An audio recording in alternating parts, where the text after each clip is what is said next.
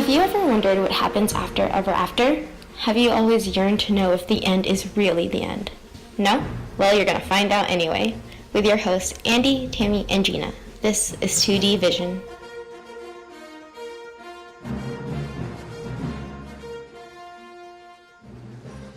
Hello everyone, welcome once again to 2D Vision. I'm your host Gina, and as always I'm joined by two of my very best friends and co-host Andi and Tami. Hi guys, how are you doing today?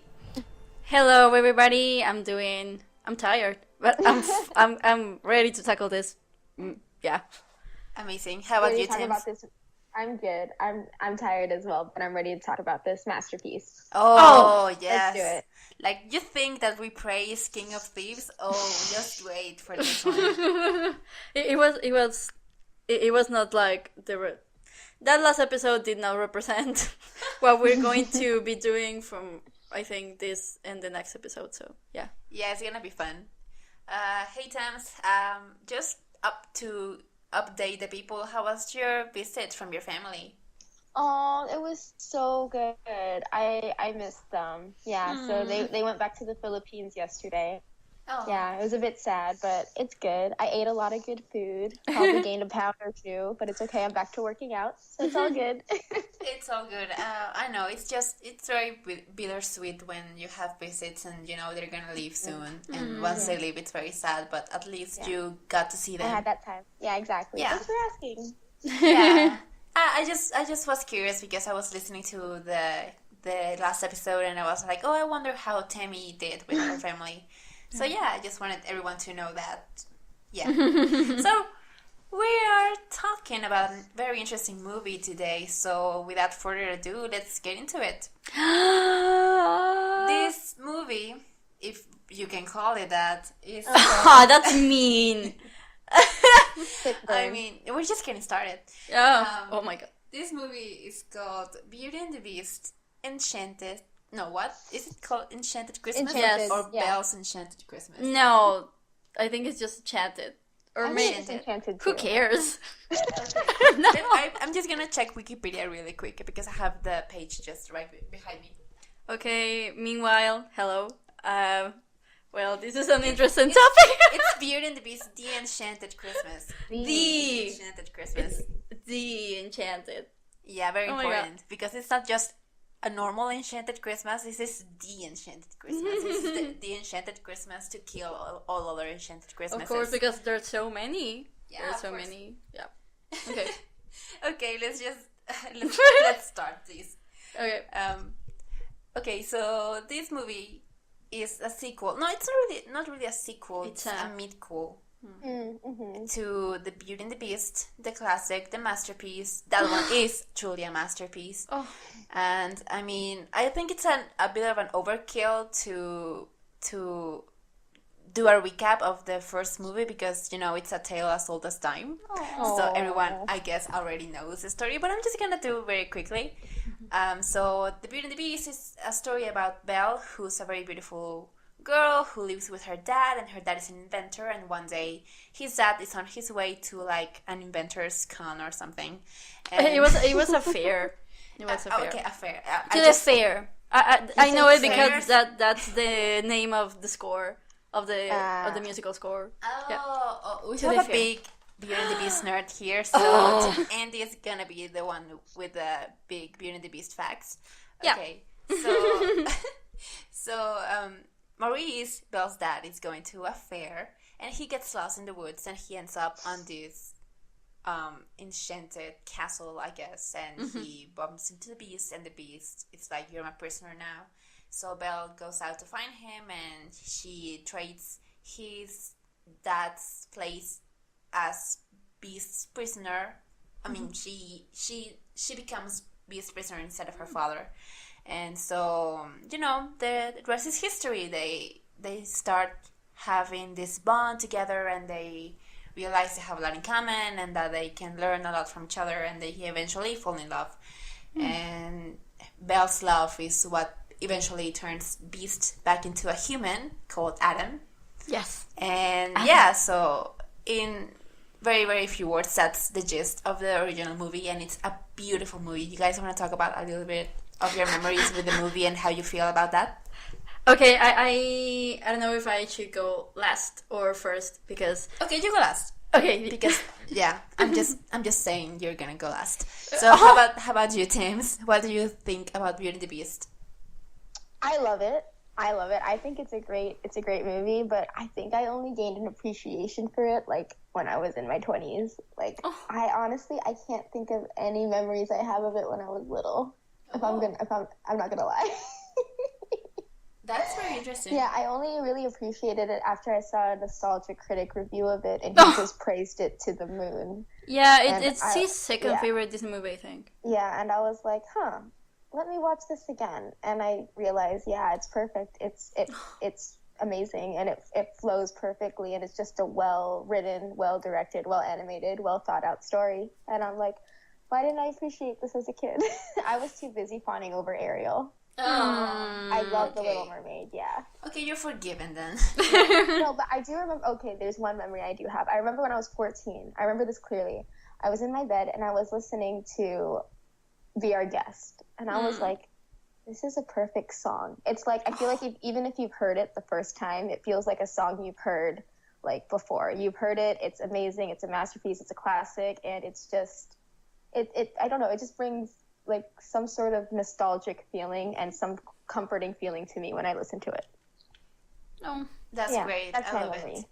Okay, I love that. I admire that you have the courage to admit that you didn't really pay attention to it as a child, especially in front of Andi. Hashtag so brave. Yes. Okay. I love you, Tami. I love you. This in no way affects our opinion of you, of course. I love you. Okay, so for me, I think Beauty and the Beast, just as Aladdin and any other Renaissance movie, has always been there. I remember very clearly being a little kid and watching the movie, and when the opening number of Bonjour,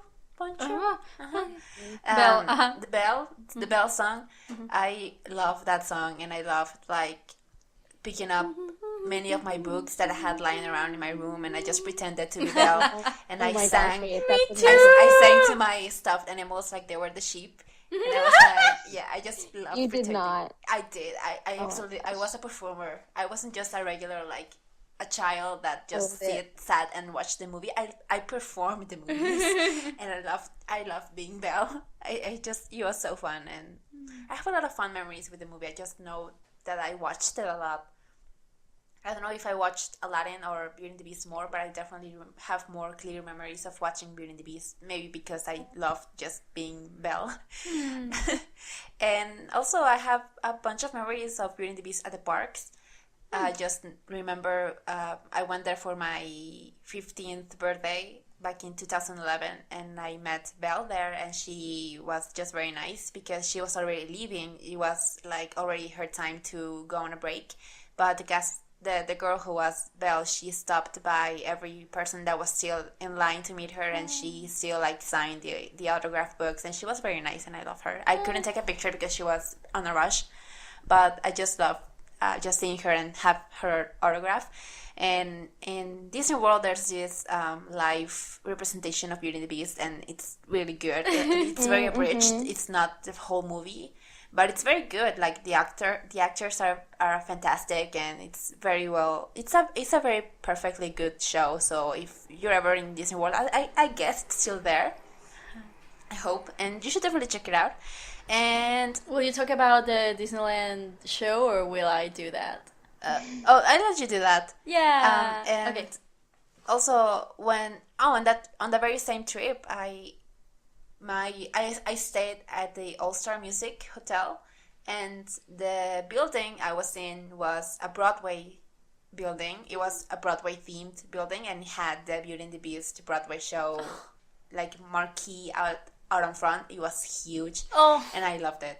And I just, I mean, it's not precisely like movie memories, but it's just something that it's been like, it's part of my Disney memories as a whole. And another big thing to mention about this movie is that it was nominated for Best Picture at the Oscars, because this was back when there wasn't an animation category, because, you know, Disney was basically all there was on animation at this, like the big leagues. So there wasn't an animation category at the Oscars, but The Beauty and the Beast was just such a fantastic movie, and it was so well received that it got nominated for Best Picture that year. So that just goes to tell you how amazing the original is. And yeah, I guess I could go on and on talking about my memories of this movie, but yeah, just in a nutshell, I loved playing Belle, watching the movie, and I love the memories I have of the movie on the parks. So I'm gonna leave you with Andy now. This is gonna be the Andy show now. Hello, everybody. Welcome to the Andi Show, and we're talking about Beauty and the Beast. So be prepared for an hour of me explaining things. No, okay. So, okay, Beauty and the Beast is my favorite movie ever. I always say Tangled is my favorite movie, and Beauty and the Beast is my second favorite movie. But actually, it's more of like Tangled is like the number one, and Beauty and the Beast is like the number 1.2 or something. Because it just, I adore it so much. I don't know where to start. Okay, so memories from when I was a kid. Yeah, I think I watched it as much as any other Renaissance movie. And I do remember that I think my memories of Beauty and the Beast were mostly with my mom, because that's like one of her favorite movies as well. But she really her favorite movie is Snow White, but Beauty and the Beast is like really important to her too. So that's why I watched it with frequency.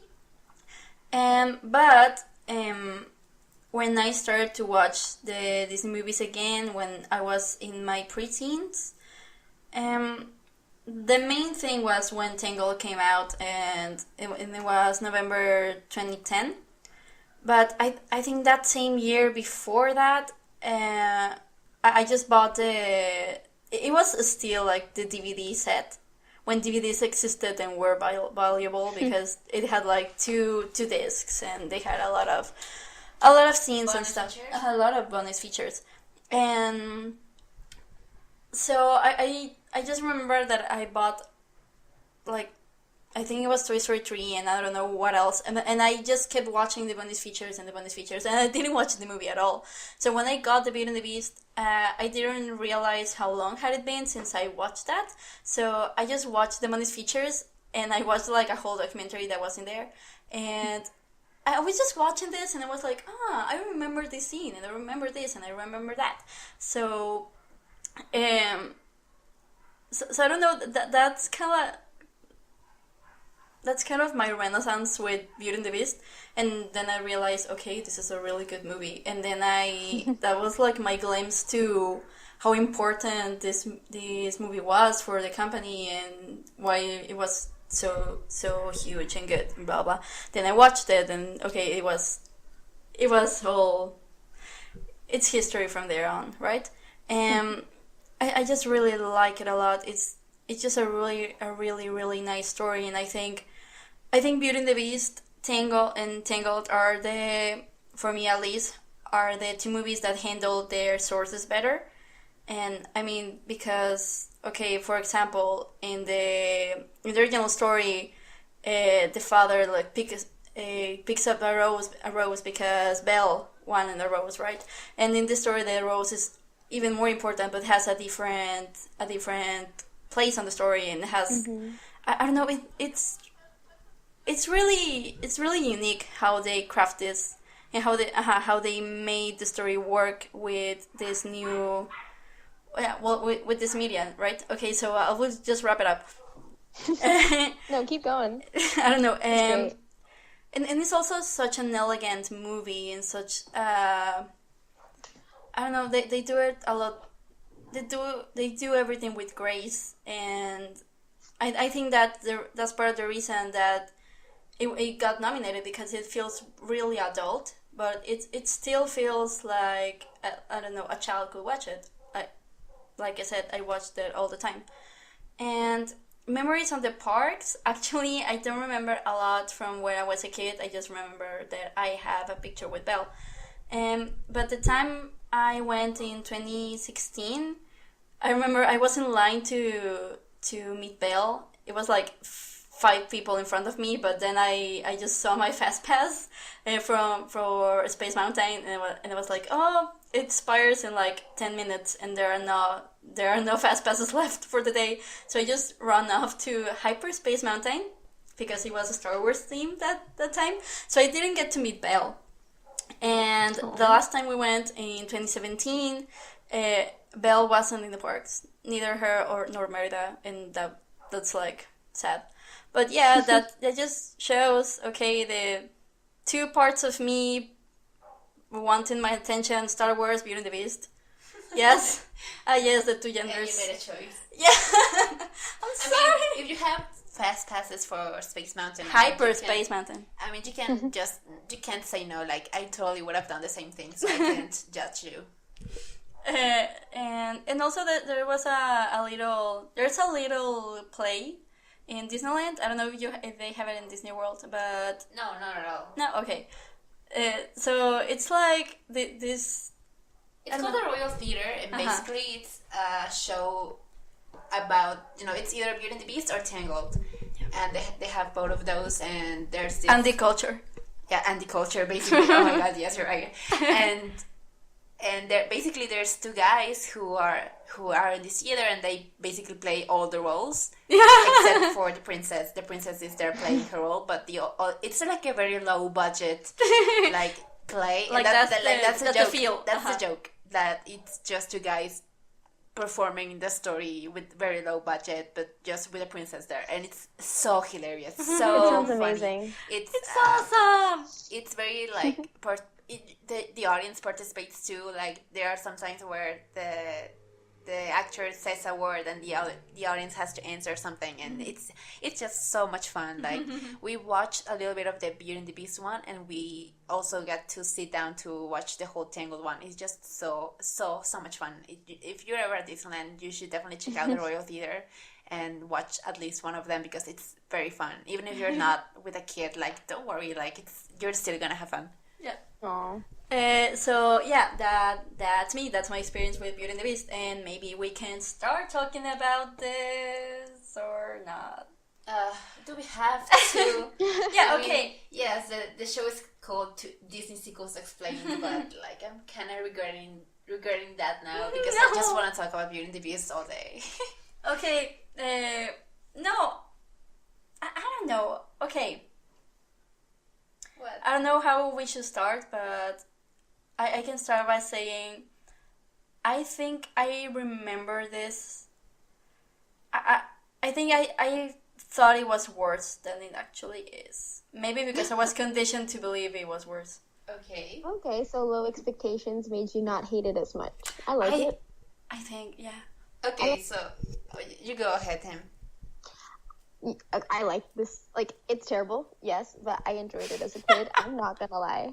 Like, I don't know. Like, it kept me busy. It's terrible. Yes, I can recognize that now. But like, I think because I liked it as a kid, like, it has that nostalgia factor. Like, when it was on the Disney Channel, I'd watch it.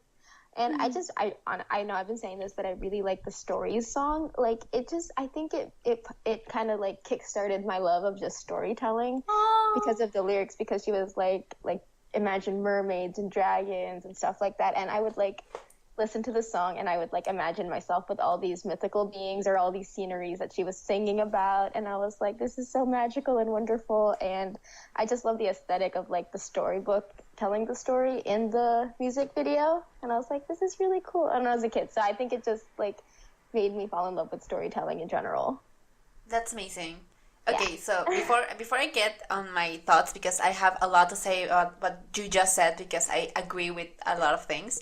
I'm gonna do a quick recap of the movie. Basically, Beauty and the Beast, the Enchanted Christmas, came out in 1997, and it's a mid-cool, as we said, to Beauty and the Beast, and it was produced by Disney's Toronto studio. Like, it was completely animated in Toronto.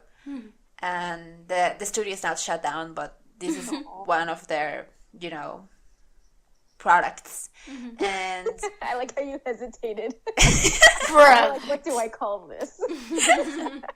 I mean, because, okay, so here's the thing. It doesn't really have a story. I cannot say Yeah. it has a story. Basically, the whole thing is that Belle wants to have Christmas celebration in the castle. She wants to throw a Christmas party. She wants to have a Christmas party, which is understandable, who doesn't? But the Beast doesn't. The Beast is completely against Christmas. The Beast is basically the Grinch in this movie because he's like, I hate Christmas and no one's gonna have Christmas in my castle because this is my roof, and as long as you live under my roof, you're gonna follow my rules. And and Belle's like, I didn't give an F, and she still like goes on with her plans to have a Christmas celebration with Chip and the gang. And in the middle of all this, there's this pipe organ called Forte, voiced by Tim Curry himself. The best part of the movie. Who's like, I don't want Beast to fall in love with a girl and break the spell, because if he does that, we're gonna become a human again, and he's gonna go back to ignore me. Because the whole thing with Forte is that he's like, Adam's music teacher or something, or he was the palace's musician or whatever. But Adam never paid him much attention, and he was just like, oh, whatever. But once he's turned into the Beast and Forte is turned into the pipe organ, basically the idea is that Beast is very like a tortured soul that needs music to let go of his tortured soul. So he uses Forte as a way to find that catharsis, I guess. And Forte feels important because of that, and he feels that if the Beast and everyone goes back to being human, he's just gonna go back to being ignored again. So he doesn't want that. So he doesn't want them to fall in love. And by the end of the movie, it's not just that he doesn't want them to fall in love. He wants to flat out kill them. And yeah, things take quite a turn on Belle's The Enchanted Christmas. Who was story? There's a story, Gina. What? What are you talking about? There's a story. I mean, I guess, like, just like very like little grimaces of a story there. I can't believe The Enchanted Christmas was the first R-rated sequel Oh my god. for Disney. The finale really surprises a lot of people because I don't know. Yeah. So basically, Forte just wants to kill Beast and Belle because they're already falling in love, and the Beast is like, oh yeah, we can have Christmas, because Belle at the end kind of convinces him because of shenanigans that happen that we're gonna talk about later. And Forte's like having none of it, so he wants to tear down the castle, and basically the Beast runs down, because also Forte is like in like a very like, The deep, basement, right? like a basement, so like I guess whatever, I don't know why he's there, but the Beast runs to the basement where Forte is, and he destroys him. He takes out the keyboard, and Forte tries for some reason to get unhinged from the wall because he's like hammered in, and he's like so in a rage, and he wants to like break free, I guess. Cue Freddie Mercury right here, and basically he gets unhinged from the wall, and he gets torn apart. Basically, he falls to the ground and he's destroyed, and Forte dies, as you do. As villains do. Like, the Beast doesn't kill them. Basically, he kills himself. But yeah, so, and that's Beauty and the Beast Enchanted Christmas. As you can tell, it's kind of a mess because it wants to be a Christmas story, but it's not really a story, and it has this subplot with Forte, and it's just weird. So have you guys? Well, I'm gonna talk about my memories because I think you guys already kind of mentioned those. Tammy did. I did. About this movie. The memories, yes. I didn't. Well, I'm gonna go first because I have the mic. Yeah. And I have no memories. Okay, you go. God. Okay. I have no memories of this movie. I never watched it. I barely knew of its existence. I guess I saw the cover on a Blockbuster someday, but I never was interested in watching it because it just looked like it kind of sucked, I guess. Even as a child, I was like, no, that's not worth my time. Yeah, better taste than that. I like that you guys have no memories of this, and I have no memories of the original. Gosh, I'm so sad. Oh. I do. No, Andy saw it. Andy saw it as a kid, but I didn't. I never saw it. This was actually the first time I watched it, and I'm gonna be honest with you. I had to watch that twice. I had to watch it twice. I saw it once with Andy, but it was like a week and a half ago. Or 2 weeks, I guess, because we couldn't record last week. Yeah. And so it was 2 weeks of this, from when I watched this movie and today that we're recording, and I had no memory. I realized that I had nothing to say about it because I didn't know what happened. Like, I was completely, like, blank. And also it doesn't help that by the end I was kind of falling asleep because it was late and it was a school night and I was tired. So, like, It the was climax... 2 weeks ago, yeah. So the climax of the movie kind of, like... It was a blur because I was kind of blanking out because I was falling asleep. So I was like, I have to watch this again or I'm not going to be able to say anything about it on the podcast. So I watched it earlier this morning and I kept myself awake by taking notes. So yeah, I had to watch it. So I've seen it twice in my life. So yeah, I have basically no memories of it. I don't know if I would have liked it as a child. I guess I would have. But, you know, we will never know. So, yeah, those are my memories with this movie, which are non-existent. Okay, bye. You go. Hello, everybody. Hi again. Well, this movie, I did watch it. I don't remember when. I don't think I watched it as a kid, actually. I think I watched it when I was a teenager or something. Or maybe I did when I was a kid, but, like, parts of it. I never sat down and watched it. I never had it on VHS or DVD or anything. It was just on TV. I think the last time I watched it, it was maybe 2015 or something. Because the thing with me is that when it is Christmas season and I turn on the TV, I cannot watch anything that it's not Christmas related because, hello, we are on Christmas season. We have to watch Christmas movies. So, yeah, I think I watched it because of it, because it's a Christmas movie, not because it was a Beauty and the Beast movie, because I knew it wouldn't be as good as the first one, of course. Like, you just put yourself on a rough situation if you want to create a sequel for the perfect movie, the most perfect movie ever, but, yeah. Yeah, I think, like I said before, I think I thought it was worse, not because of, not because of how I remember it, but because how people talk about it. And yeah, I don't know if I should start, like, commenting on how did I feel about it. Yeah, or... you go. Yeah, the animation is really off, of course. You know, like, it's not overseas, but it's another studio in another country. And it's really low budget, but still, I did watch the other Beauty and the Beast sequel, and the animation is not as bad on this one. Actually, I was surprised. I think the only one that really looks bad, it's Belle. And I don't know why that is. Even in the original one, Belle looks off sometimes. Maybe she's just a difficult character to animate or something. I don't know. But yeah, the story, it's kind of like you said, Gina. It's kind of a structure. It's a skeleton of a story, but maybe because it feels so harmless and so small, I don't mind it that much. And yeah, all the characters are kind of out of character, not as much as on Return of Jafar or something. I actually think Lumiere and Cogsworth and Mrs. Potts are good, and I think Chip has, like, a bigger role, and I like Chip.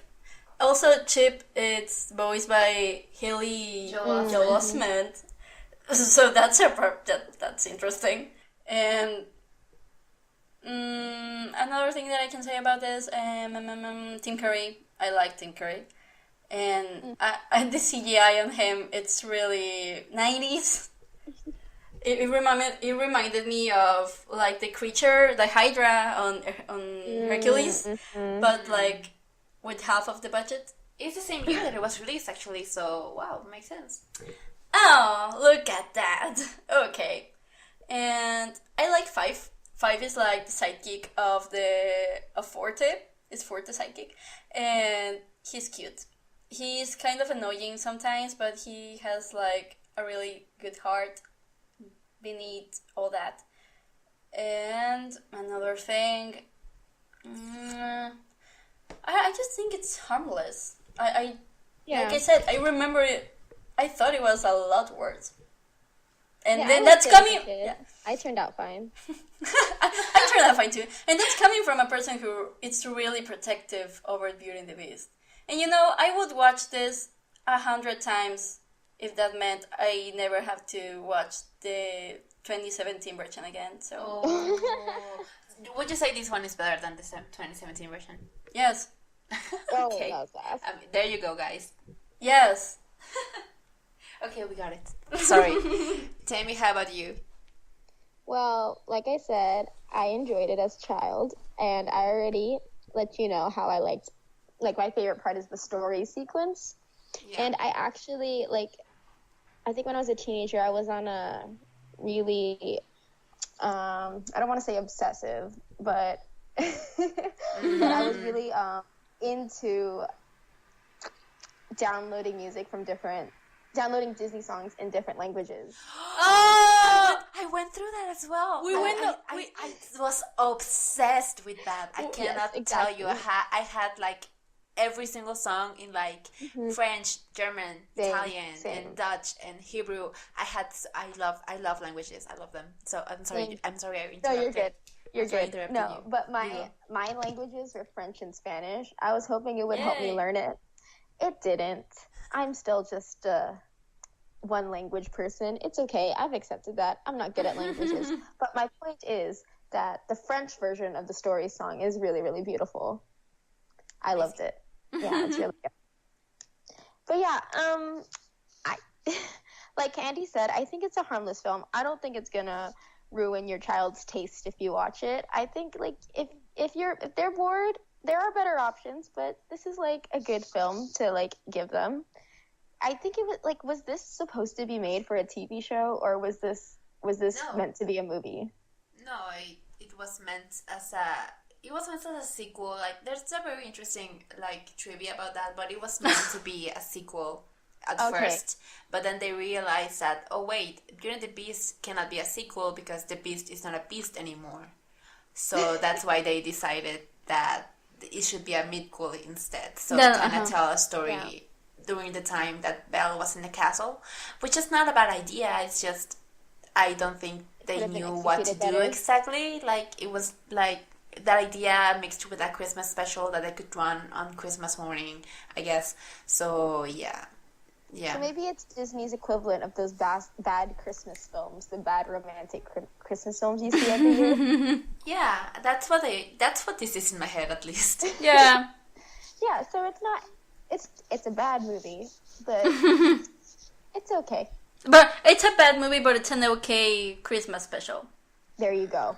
I said, I watched it because it's a Christmas special, not because it's a movie, actually. Yes, those are my thoughts.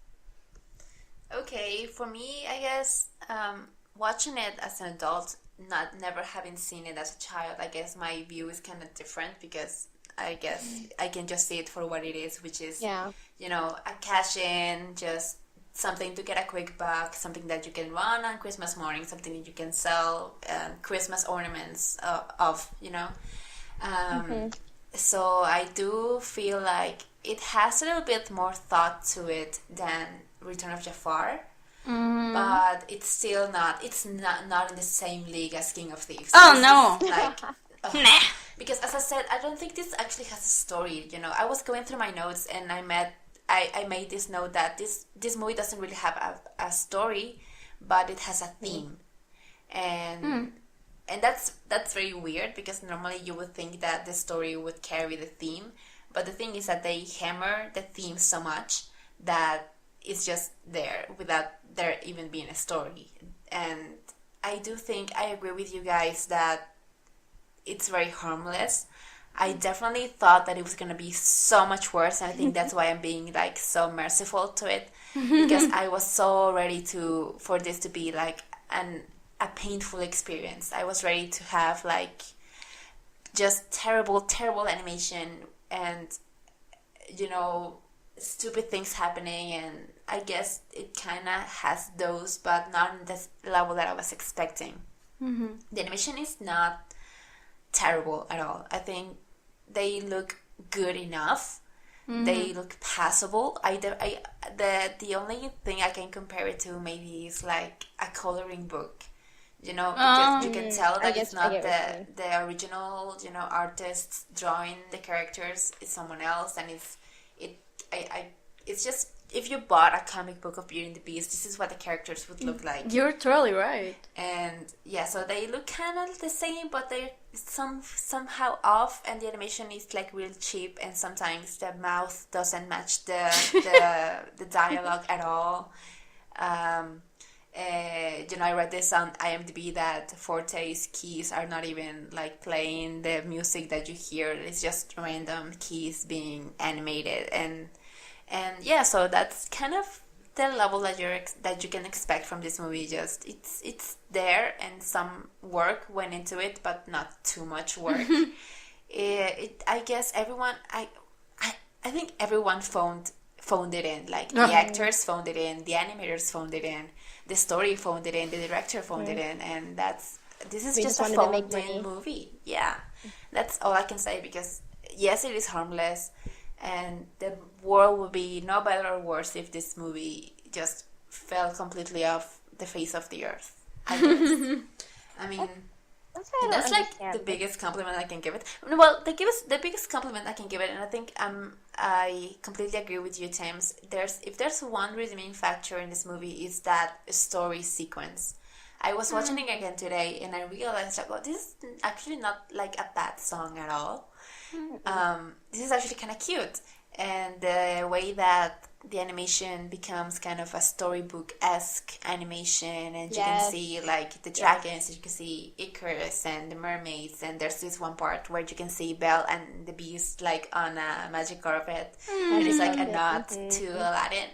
I really like that. I think the song ends kind of anticlimactically. I think it's just kind of like, well, how do we end the song? Like, oh, just hold the note for as long as you can, and then we'll stop. And that's how the song ends. But the scene is very cute. The song has very nice lyrics, and it's not a terrible sequence at all. And I think I could see this sequence making it into like a real sequel, like if a more budget, a real sequel, a better with a story kind of sequel, because you know Belle's whole idea is giving the Beast this book of stories, because you know stories for her are very special, and she kind of feels more alive through stories, and she wants to give that gift to the Beast. So that's why she makes this storybook, and I really like that idea that she just wants to make him happy, I guess. Like, I loved it that there's this one moment where Belle's like, why is he such a grump? And I'm like, Belle, sweetie, he's a beast. You've been there for like months. Like, why are you still having these questions? But I love that she had like this idea of giving him something that would, because it makes her happy, that maybe it could make him happy too. And yeah, so I think it's harmless enough. I don't think I would watch it again ever. I don't think I would show it to my kids. But it's there, it exists, and it's, as I said with I think it was King of Thieves, it's not a disgrace. It's there, and yeah. But not as bad as Return of Jafar. It's not as bad as Return of Jafar, but it's not as good as King of Thieves. So that's, we have our 3 levels. Yeah, definitely. We will have other ones. Don't worry, below Return of Jafar, I think. But yeah, that's for the future. Further along. Okay, so Okay, going into more detail, I want to ask, why do you think I have this problem? Why is it a flashback? Well, Because, well, the movie starts with them already human, being human. oh, And they're talking about, oh, last Christmas kind of sucked. And they're like, oh, but it was actually kind of nice, you know, and Lumiere and Cogsworth start talking about, oh, but I was the one who saved Christmas. No, it was me. No, it was me. And so Mrs. Potts like, okay, I'm going to tell this story. And it cuts to a flashback. And I think this is like a main problem with the movie because it doesn't make sense. Because if you think about it, like this whole story is told as a story told by Mrs. Potts. Mm-hmm. But how does Mrs. Potts know like the Beast's secret like encounters with Forte and Forte's secret encounters with Five? Like how does Mrs. Potts know all of it? Like did she went around and asked like exactly what they did that day? Of course. And, Yeah. I guess. Maybe But when Adam told this as a story, and I guess. Mrs. Potts is giving Chip secondhand information. secondhand information. Like Yeah, the best let's kind of dive stories. deep into the mythos of this movie. It's so funny because it's a flashback, but then the Beast has a flashback, and it's a flashback inside a flashback. It's flashbackception. Flashback Oh my section, gosh. totally. The Beast has a flashback to when he was turned into a beast. Actually, I have thoughts about that scene. Okay, go. Me? Okay. I actually like that scene. Oh, really? I did too. I did too. Okay, maybe. Okay, hear me out. Maybe we can erase all the sequels as they're not canon. But I actually, if this part is canon, the Beauty and the Beast canon, wow. I wouldn't mind because I actually like it that he actually got transformed into a beast on Christmas Day. That's really awful, and that makes his story even more sad, and that makes him more of a grump, like Belle said, and he actually has a reason to hate Christmas instead of he's just grumpy and a beast and stuff, and I think maybe with a better animation this scene would have been awesome. And I actually think the transformation is okay. Maybe his performance was a little bit overdone, but I think it's my favorite part of the movie. Would you say it adds to Beast's character? I would say it adds to his story, and it's not like in a pandering way, like, oh, let's show the Beast's whole backstory when he was a prince. No, it's just like a small glimpse, and I'm fine with it. Yeah.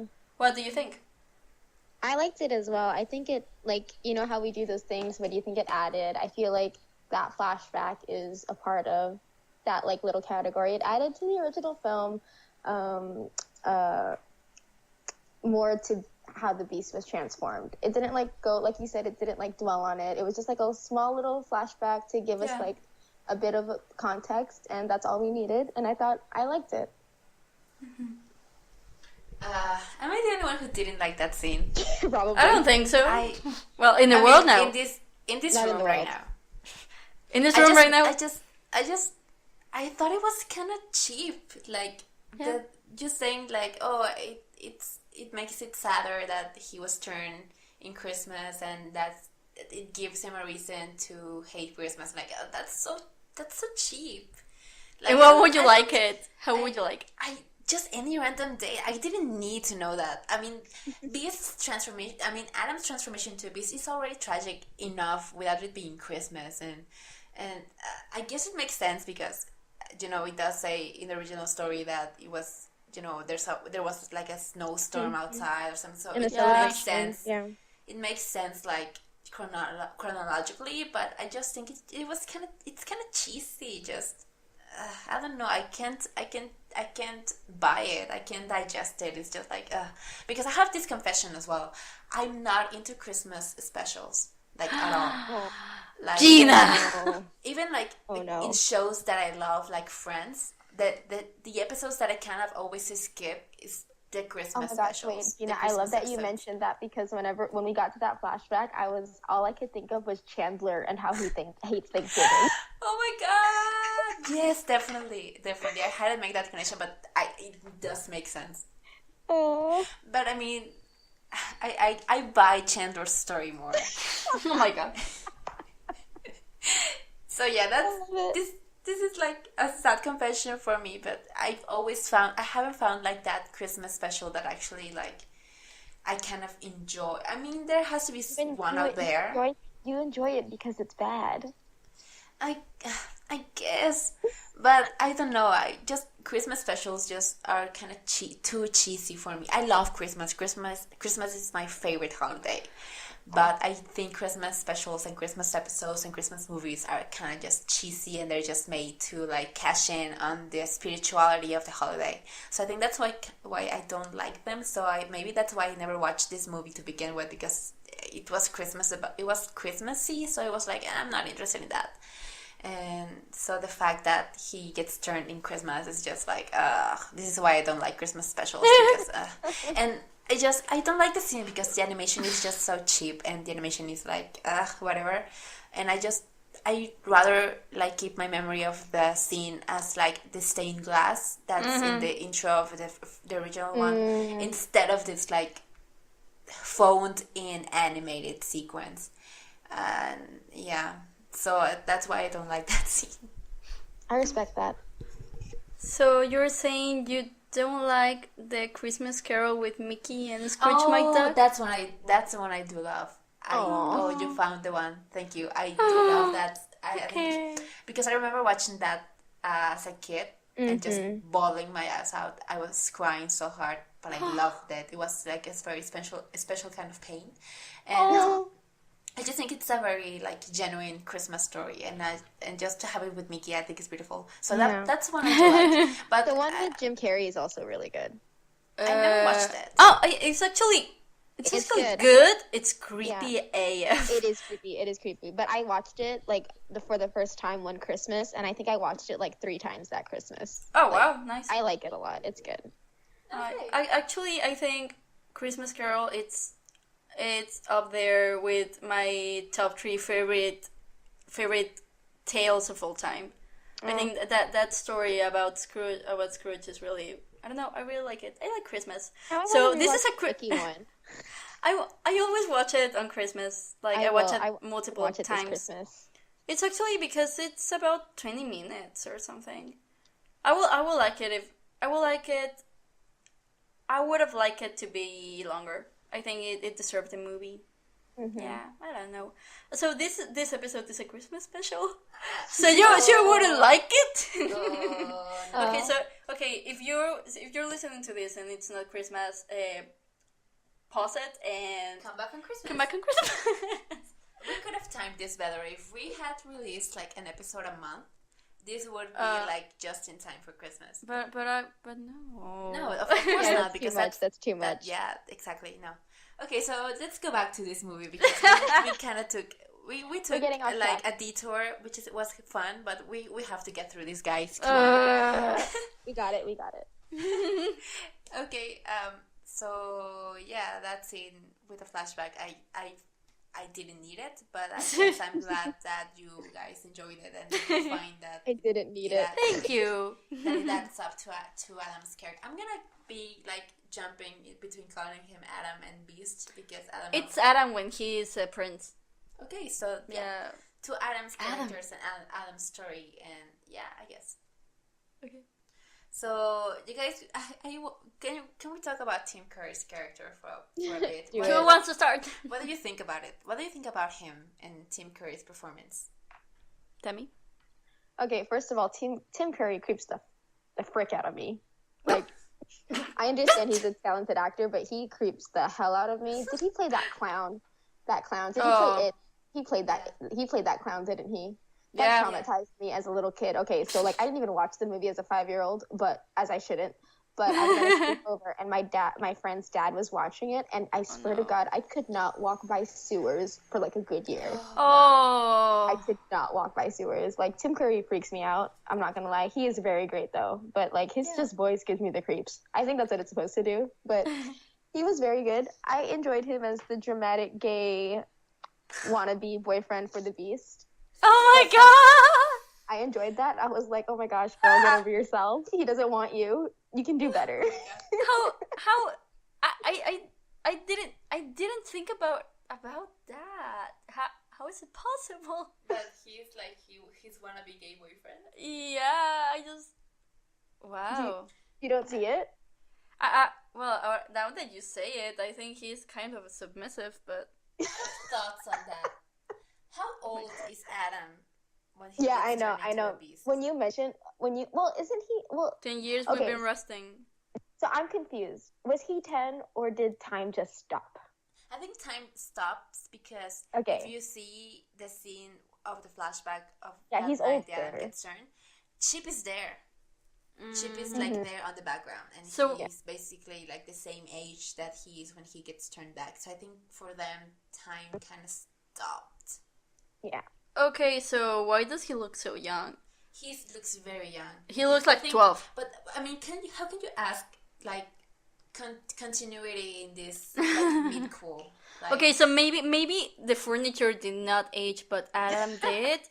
maybe that's a good like, theory because love it. I mean, all the other people are not like Yeah, I mean, living he's creatures. like they're I mean, like they are- inanimate objects, so They're they wouldn't inanimate age. objects. Oh! Exactly. But the beast We is figured a out. creature. We figured cracked it it. Yeah, we're fixing Disney's continuity errors. Straight shot But detective. But let's fix this. There's this moment where Chip asks Belle, what's Christmas? And like, how can Chip not know what Christmas is? He's right there at the flashback when they're celebrating Christmas with Adam. So like, how can he not know? Even if he didn't know, like, why wouldn't Mrs. Spot tell him like year after year what Christmas was? I can't believe that this is the first time that it's ever come up in 10 years, let alone like Chip's whole life in the castle before the curse. So like, yeah, that's something that caught my eye when I was rewatching it this morning. Like, how can Chip not know what Christmas is? It's called bad writing. Oh, That's the answer. Makes sense. Okay, so my gosh. so Tim Curry. no, wait. If Chip was frozen in time, how is it he still acts like a child for 10 years without like maturing or something? Because Are we he's really a cup. going deeper into this? Can cups mature? I guess. I mean, I don't know. I think we're going into like very deep psychological like theories. The sociology of Beauty and the Beast. The- I don't have an answer for that. I wish I did, but let's just go with the story the way it is. Like if the story Let's accept tells it. us. If the story tells us that Chip is a kid for 10 years and he is a kid, so let's not question Okay. it. Alright. Okay.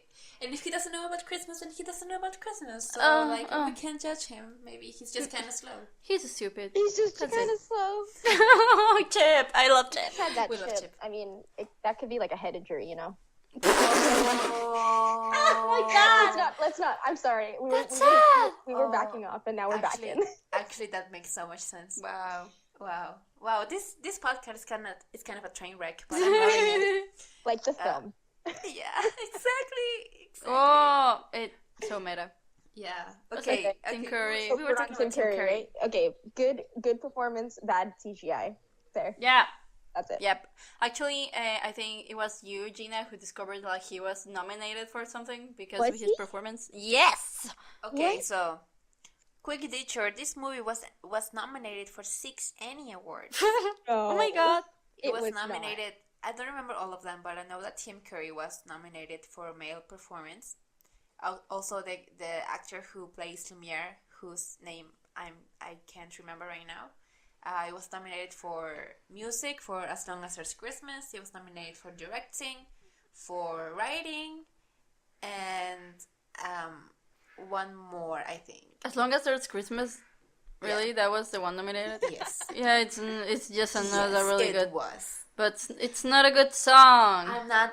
I wasn't there. Sorry. I'm sorry, I wasn't born. It's like you're getting mad at her. So yeah, Tim Curry was nominated for an Emmy. He didn't win, but he was nominated. Who won? I don't know. I didn't look it up, but it was 1997. So like, I mean, just the fact that he was nominated is just like, wait, what?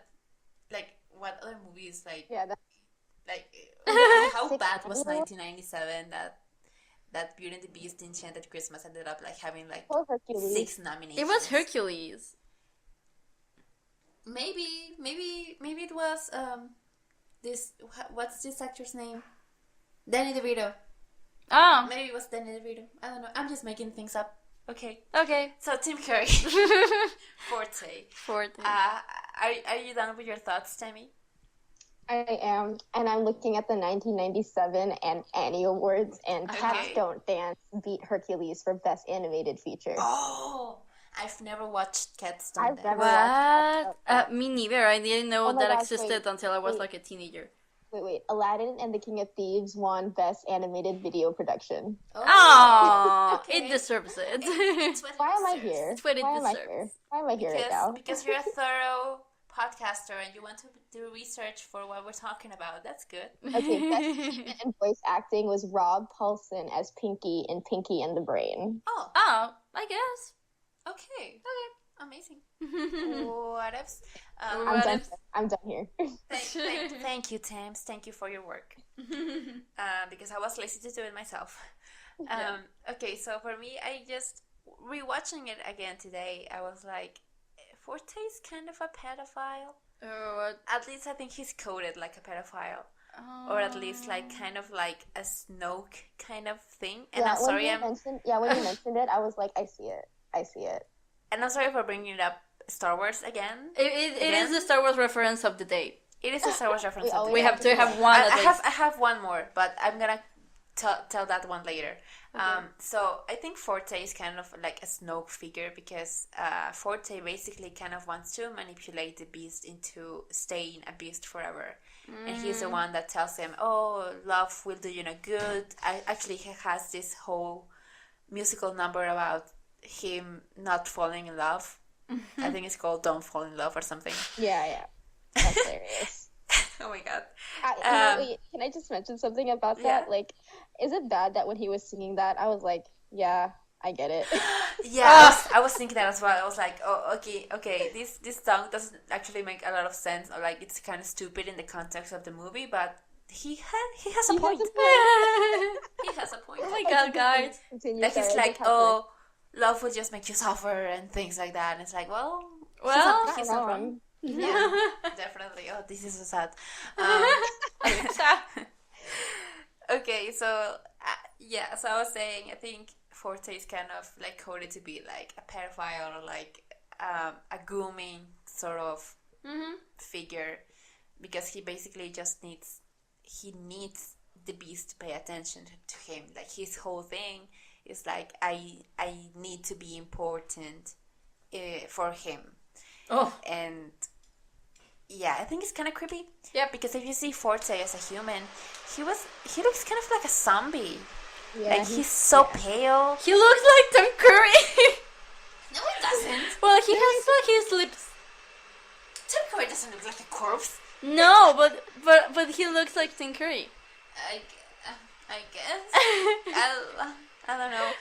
But okay, so he's very creepy as a human, and as a pipe organ, the CGI just does him no good. He doesn't even have like pupils. His eyes are Oh my just gosh, like that's so sockets. creepy. Yeah. And it doesn't help that he doesn't have any arms. Like his whole body is the organ, so he doesn't have any movement at all, just like his head sort of thing. And the animation just looks like so rubbery at times, like it's not even like metal, which is supposed to be metal. And so I don't like Forte at all. I think he's weak as a villain because his motivations are kind of like lame. Because he's like, oh, I need to be important for the master, and I can't stop being important. And like, who's gonna tell him that he's not even in the first movie? Like, he literally has he has no relevance in the Beast's life, like at all. But he thinks he does, so I guess that's his whole thing. Oh. So yeah, I don't think like he works at all, and it makes me sad because Tim Curry is like such a fantastic actor. Yeah. He has some amazing roles, and his voice is amazing. And I think I would have loved to see Tim Curry as like a regular Disney villain, like on a theatrical release. Oh, can you imagine movie. that? Cool. He would rock that.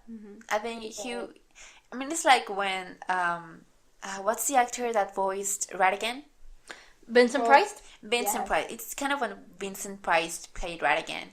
Like, he made that character, and the reason that Ratigan and the Mouse Detective are kind of like iconic is because a fair amount is because of Vincent Price. And I think Tim Curry could have done that. And if even Tim Curry couldn't save this movie, then that just tells you how badly written his character was.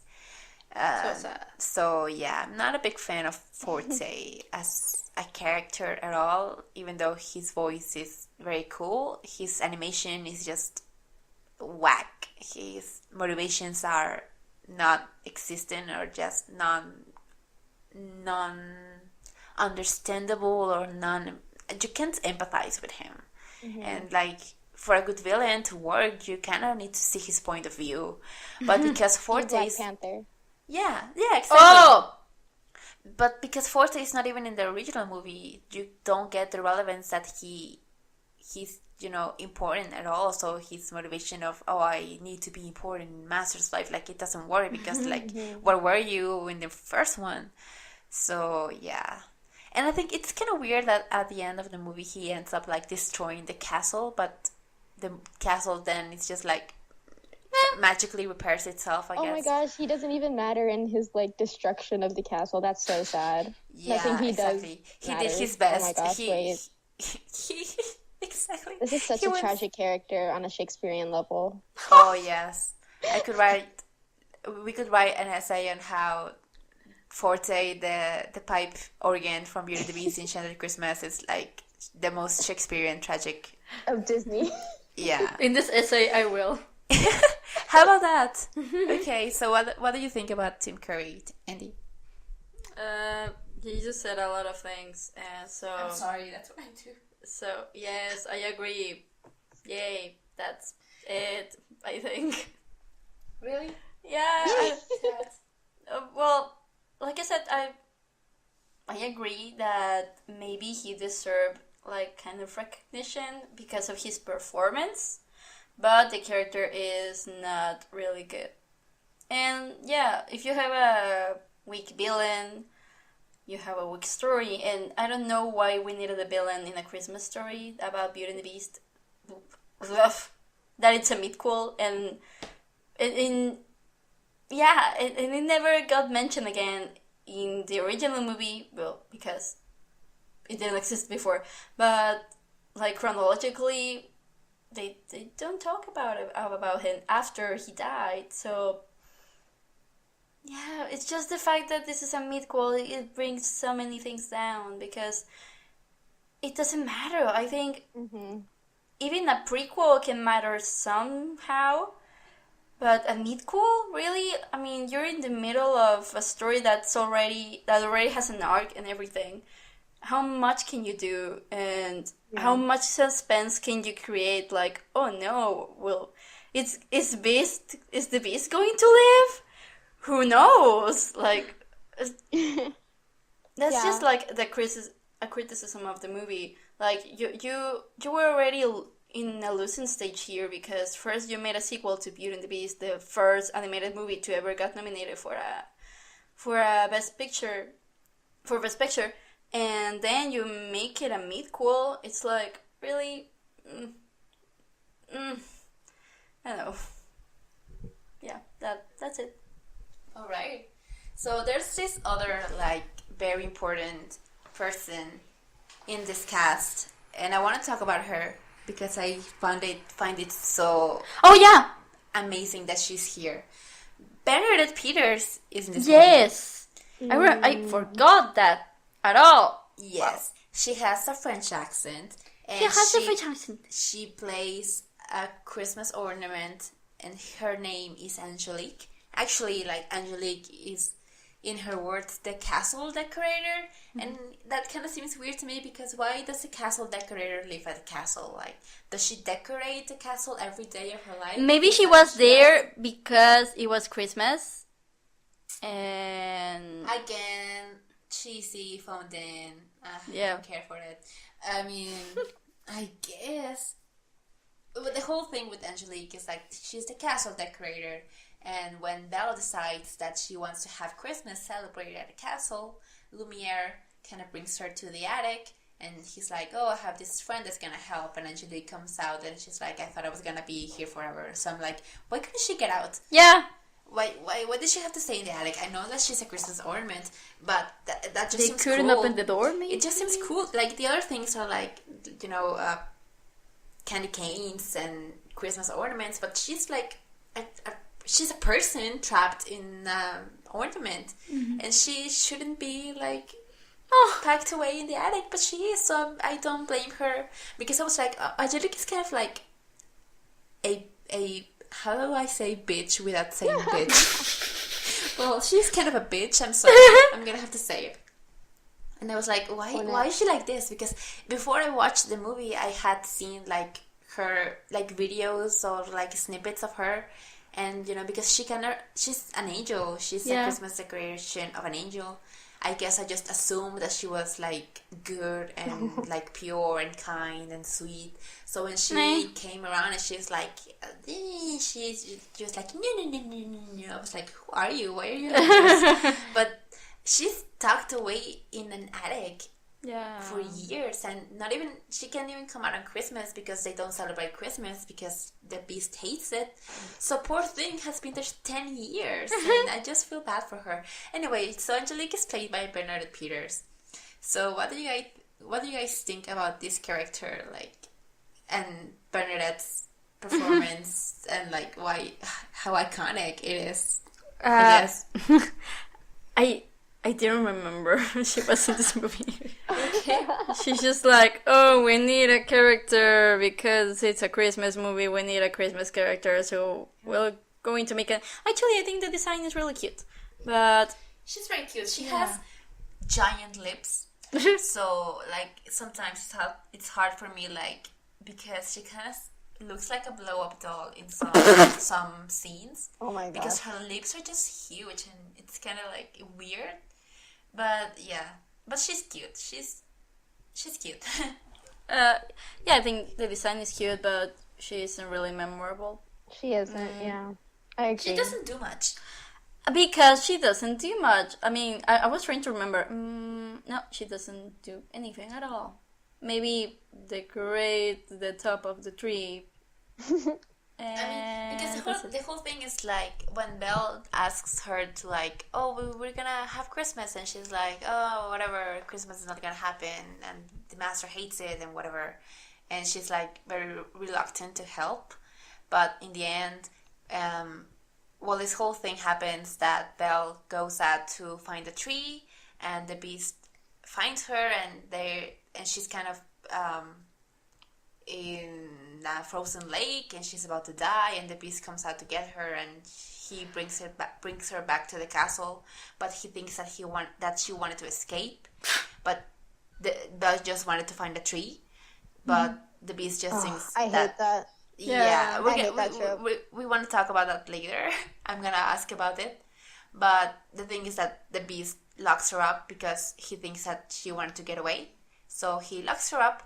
And then Lumiere and Cogsworth and Angelique and some other like people of the castle come to her cell, and they're trying to cheer her up. And Angelique sings a reprise of the "As Long as There's Christmas" song to Belle, and that kind of gives Belle's Christmas spirit back. So that's Angelique's whole purpose in the story. Mm-hmm. Well, yeah, Tami. Yeah, I was actually surprised that like she was voiced by Bernadette Peters. Yeah, like, when you said that, us I was too. like, really? I mean, I guess her voice was familiar-ish, but like you know what? I'm gonna be honest with you. I don't remember much. Like I said, I don't remember much about her because she doesn't really have much to do besides what you just said, and I really have no thoughts on her. Yeah. I'm so sorry. Like I have nothing to Fair say. enough. I mean, it's sad because if you would have told me like there's this animated Disney movie out there that has Tim Curry and Bernadette Peters, I would be Yeah. like, sign me Yeah. up. Uh-huh. And she has even less to work with than Tim Curry, and I think they're both kind of like underused. Like they could have been so much stronger characters, and they could have been like important. They could have done important stuff. You know, I wanted to mention this before because you talked about how everybody just phoned this in. And I was like, if you have a chance to extend the universe of a Disney film, why wouldn't you put your all into it? Don't people get into animated stories just to get a chance to work for Disney? Like, I know it's not like Disney, but if you have a chance to be part of the official canon, why wouldn't you do your very best at it with the limited budget you can have? Like, yes, it might have bad animation, but you can just like make sure the story's good. Like, that's not limited to budget. I think that's limited to your effort and your imagination. And I'm like, why? I think that's because of the time they were given. They were given not enough time. Yeah. Okay, that makes sense then. I mean, but Aladdin King of Thieves also didn't have that much That's time, and that true. still had a strong enough story. So I think it really depends on the theme that works in it and just how involved dedicated, the how studio motivated. is, I guess. Yeah. I guess like nobody really cared for this one, so they were like, oh whatever, let's do some quick animated movie to put out there for Christmas, and we have Bernadette Peters and Tim Curry. That's gonna be enough to sell the movie, whatever. And they didn't like exploit the talents of the people that they had, and even like all the cast comes back. Paige O'Hara is Belle. Paige O'Hara came back, and Yeah. actually, sorry. No, it's okay. I don't know why is it that she started singing, and I don't know, maybe she didn't give her all into that, like the story song. Like you said, you liked Yes. it, but I actually don't think she did a great job doing it. No, it definitely sounds like it was one take. And Yeah. that's it. Like good job, Paige. That's it. That's how much we can pay you. Just do it. I think wouldn't it be funny if all the movie she just did in one take because they didn't have enough money to pay her. That would be hilarious, and I wouldn't be surprised. Yeah. Because it just sounds like she's phoning it in. You Yeah. know, I hear the Beauty and the Beast soundtrack, and I hear Belle's singing in like the first like the Belle song, and I'm like, oh, this is like so beautiful, and Paige really kills it. But then you hear like even the story song, which I kind of like, is like she's just like, like she's not putting her heart into it, and you can tell, you can hear it. And even like also Bernadette Peters, like if I didn't know she was Bernadette Peters, I would have never guessed, because how can such like a powerful voice like hers like be stuck in such like a minor unconsequential role, like so it's kind of tragic. Sad, tragic. Yeah. Also, like, I'm remembering now, like, Lumiere is kind of hitting on everyone in this movie, and that kind of bothered me. How? Why? Because in the movie, He's like, to Cogsworth? no, No, you're not good, the go Cogsworth, on, to go on. Bimbet. He has been bad, and in the movie, like the original movie, like they take the time to kind of like show that he's kind of in love with Bimbet. I mean, I don't know if in love, but he's definitely like having this huge crush on her through all the movie, and he's just he flirts with a wine with a wine glass, and he flirts with Angelique, and he's just like he's I don't know, like Bimbet only appears in like 1 second of the movie. She has no lines and she has no interaction with Lumiere, but like that's like a pairing that's established, that it's in the general consciousness that Lumiere and Bimbet are a thing, but Lumiere just is living like his bachelor life or something, and I don't know. But for some reason it bothered me. There's also this line that I think Mrs. Spot at the beginning of the movie, they're talking about Belle, and Mrs. Spot is like, "Oh, she's so kind," and Lumiere is like, "I'm beautiful as well," and that helps. And like, why is Lumiere kind of like misogynistic in this movie? Like, oh, what? It's bad writing. Oh, that makes sense. Oh my god. Okay, so do you have any other like thoughts that you kind of want to share about this movie, about the story, or about a specific scene or a character? Oh, I have a specific scene.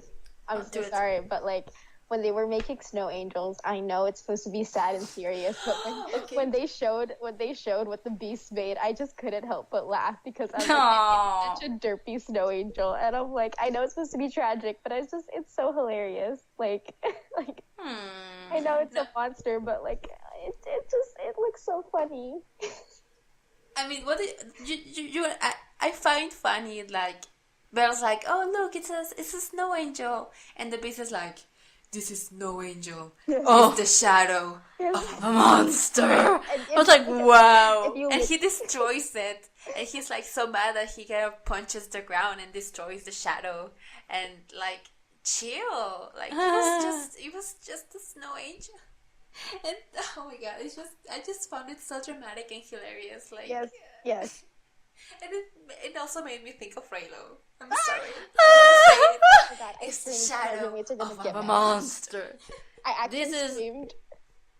What? I actually screamed when you said Raylo. I actually screamed. Oh my gosh.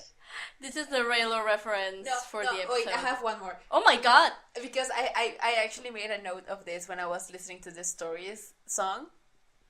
And there's this line that says, "We would slay the dragons that still follow him around." And that's such a sweet line. That's when I realized that I actually kind of like the song because that was so sweet. Like Belle's Belle knows that the Beast has troubles and that he's like hurting inside.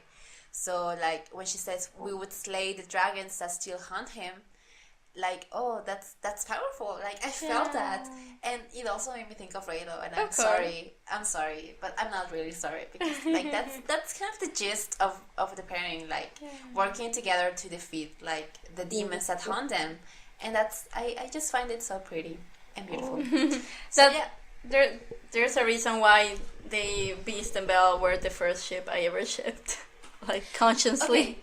Now we're talking about Belle and Beast. What do you think like this movie does to their relationship? Because I think it's such a roller coaster.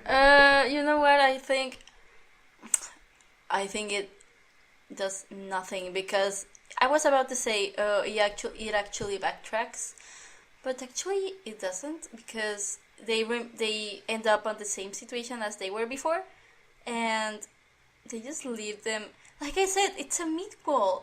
You just have to start the thing and then finish it in the same at the same level you started it in because you have to continue the story that was in the first movie.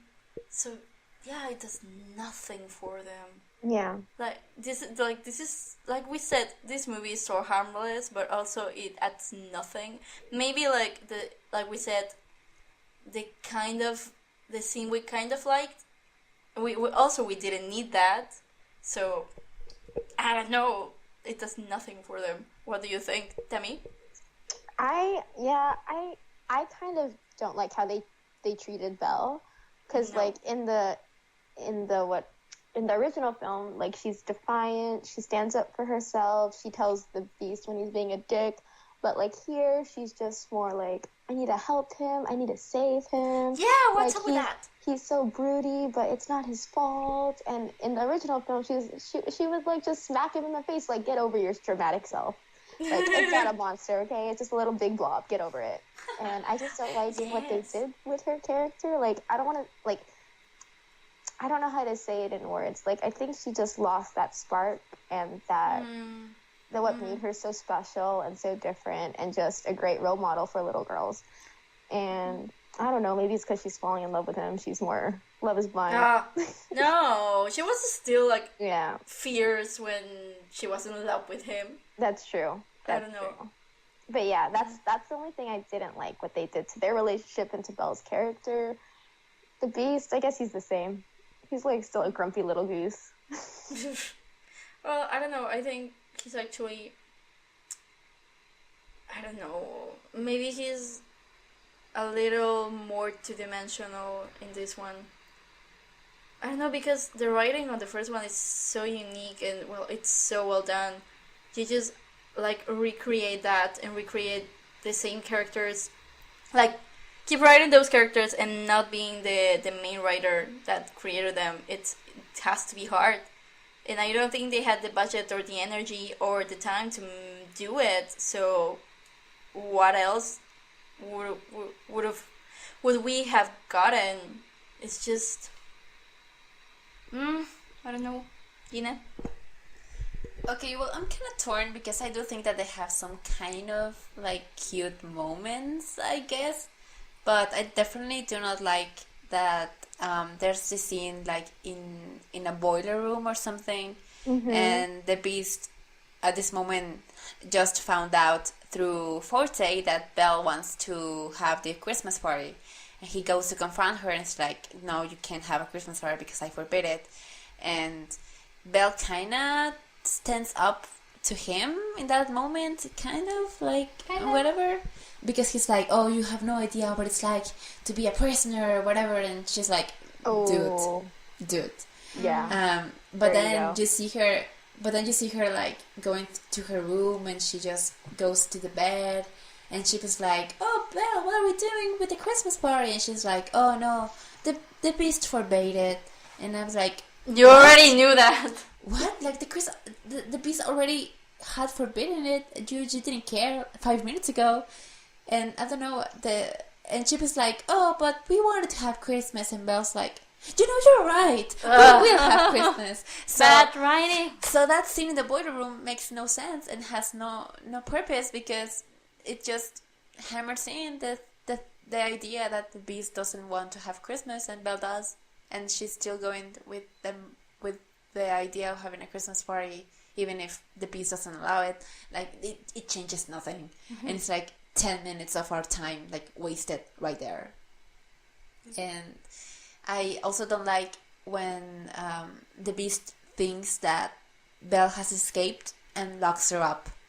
Like, I understand that he's hurt and that the power balance is like, again, a prisoner, and you know, he's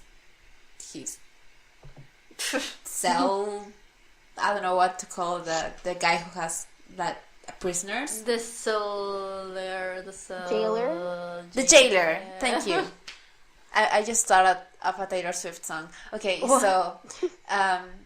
so the power balance is again jailer and prisoner, so he just locks her up alone in a cell. And you know, That doesn't. and it kind of sucks. Like, I understand that you're hurting, and I understand that you're a beast, but that just seems over the top. And then Belle's like, I always knew you were just a beast. And I'm like, I do girl. remember that. Ugh. Yeah, me she neither. said something like that. I don't think I have it like word for word, but that's like, Well, you're I smarter than always that. knew that. Yeah. No, she does, like, she says like, oh, I knew that you were just a beast, or that you would never change or something, and it's like, whatever.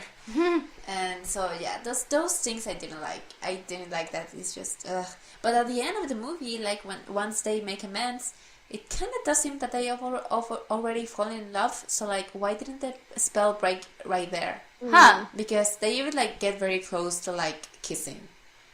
They don't, because it would be weird, because the beast is still a beast, but they get very close to kissing, and they just give each other this like very dramatic, sparkly glances, and like of being in love, and like, why didn't the spell break right there? You know. So yeah, but I do like, I have some moments that I do like, because I mean, like, the stories sequence and the whole giving the beast a book, a storybook, I think it's cute. And then when Lumiere is like, oh look, you have a present, it's from a girl, and the beast is like, from Mrs. Potts? And Bear's like, Oh, no, from Belle. And it's canon. Yeah, like the Beast is so oblivious. Like he doesn't, he can't believe like Belle will actually like give him something. my So he's baby. like, "Oh, Mrs. Potts gave me something." Like, no, Mrs. It Potts? was so adorable. Like his face right there. Like we give the animation like a lot of hell, but that's it. Like that look on his face was priceless. Like, Mrs. Potts. It was so cute. Oh, So yeah, definitely like very torn on that department. yeah. And I did find the moment when the Beast bridal carries her. Like that was very cute. That was very well done. Yeah, I remember we We yeah. fangirled at that moment. We're like, oh, bridal carry. Bridal Because carry. Bridal carry is just like a very iconic imagery of Beauty and the Beast and the Death and the Maiden trope. So a lot of like couples that have these Beauty and the Beast inspired, tropes, like the Phantom of the Opera and things like that, they have this bridal carry. So to see it like in the actual like animated, Oh my gosh, you guys are such nerds. characters. Yeah, Of I'm so course we are. sorry. We're sorry. It just looks so awesome. So I will say I'm glad I watched this movie just for those couple frames where the Beast bridal carries Belle. Like that was very, very nice. Aww. Yeah. Okay, just let me go through my notes because I want to know if I'm missing something. What Sounds about like the a plan. comedy? How did you guys feel the comedy? Well, like you already those- know my favorite line of the film. What do you think we Wait. are? Barbarians? Of course there will yeah. be custard. I have that shirt. And the That's so wine cute. glasses is the best bad pun I've ever. Yes. Oh my god, I think that's my favorite. Yeah, that's what I was gonna say because it's a lot of puns. You in know, this I movie. think I just liked Lumiere and Cogsworth. Like, they were in character. They were true to the Yeah. original characters. The voice acting was great. They're an old married couple. I love it. They were amazing. I think the comedy came mostly from them. And yeah, it was great. Definitely, I think their characters are really on point. Yes. And I would agree. like I think my favorite line is like in the middle of this song that Cogsworth and Lumiere have. And let me read it because I wrote it down because I just thought it was like I can't believe they went there. Cogsworth says to Lumiere, "You don't hold a candle to my timing." No. They did that. Oh wait, that is the song that felt so misplaced. Yeah, and it was. Why it was there? That like I don't know in what scene it is, but I think it's kind of near the climax, and it's suddenly Lumiere and Cogsworth just start a song that it's kind of a rap battle about how they don't like each other or are better than the other or something, and it lasts about 1 minute and a half or something, and then it just stops and the plot continues. It's a big lipped alligator moment. It's a big lip alligator moment. That scene is completely like filler. Like they were like, oh, we have 3 minutes of the movie that we don't know what to do with. Let's give Lumiere and Cogsworth a song. Might as well. And in the middle of the climax, like they just stop and they sing the song that comes out of nowhere. And once it's gone. It's never mentioned again. It has no consequences in the story or whatever. And it's like, what did I just see? Like, did we really need that? But no, we didn't. And yeah, it's a very weird song. Yeah. Okay, I'm just going through my notes and I'm just like laughing because there's this moment. Okay, so the Beast. When the Beast finds the present from Belle, the book, he's like, oh, I gotta give her something. So he asks Forte to write her a song.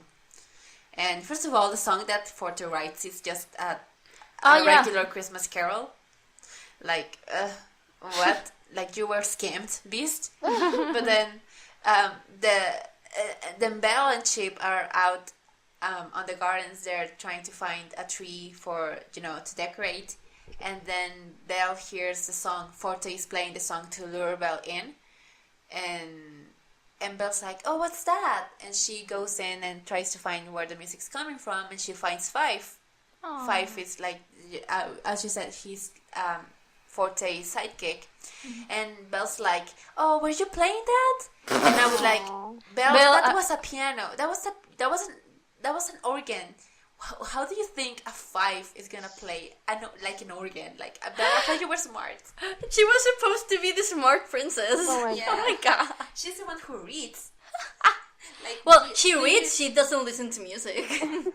But how can you not know what a 5 sounds like? Like, what, Belle? That just made no sense. And when I watched it this morning, I was like laughing so hard. I was like, Belle, Belle, honey. Okay. So there's comedy, and then there's how do you say involuntary comedy? Like the involuntary comedy in this movie is on point. Like the snow angel. Yeah, the snow angel. Of a monster. I don't know, like Anakin. That is so Ben Solo. Oh my gosh. I was about to say, like, Anakin just saw this in that moment. It was like, chill, dude, please. And Ben Solo was like, "I get you." Oh, my heroes. Oh, Okay, where were we? Where were we? What? Where were we? where were we? We went off somewhere. Sorry. Forte has this really relatable line that said that's like happiness is so depressing. Me. Wow. Forte is the millennial icon that we didn't know we needed. Oh my god. Okay, let's wrap up like our general thoughts of the movie. Like, what's like the worst thing? Like, what's the thing that you like the least in this movie? The least in this movie, like I said, it's just because it's a midquel and it's relevant. I think that's my least favorite part about all this, is that this doesn't really matter, and maybe if it didn't matter but it had like fun moments that I really, really, really like, I wouldn't be forgiven about it. But it doesn't. Like, Gina didn't see it any time in her childhood, and that I don't think that matters much. I don't know, you would have lived your life fully without watching this. Yeah. So it's just because it's relevant. And things that I don't like we said, Belle it's kind of submissive on this one. And yeah, like the thing with Lumiere, like flirting with other people, I didn't really like that. And I can't even think about much else. It's just that it's just that it's Beauty and the Beast and I really like it, and it doesn't have good sequels, so I will just stay with the original movie. Yeah. You, Tami?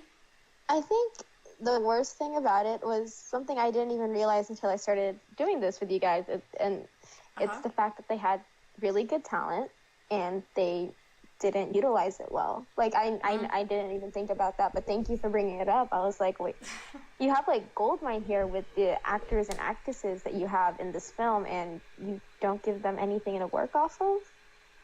Yeah, that's kind of sad. Like, it's just a wasted opportunity, you know? It is. Yes.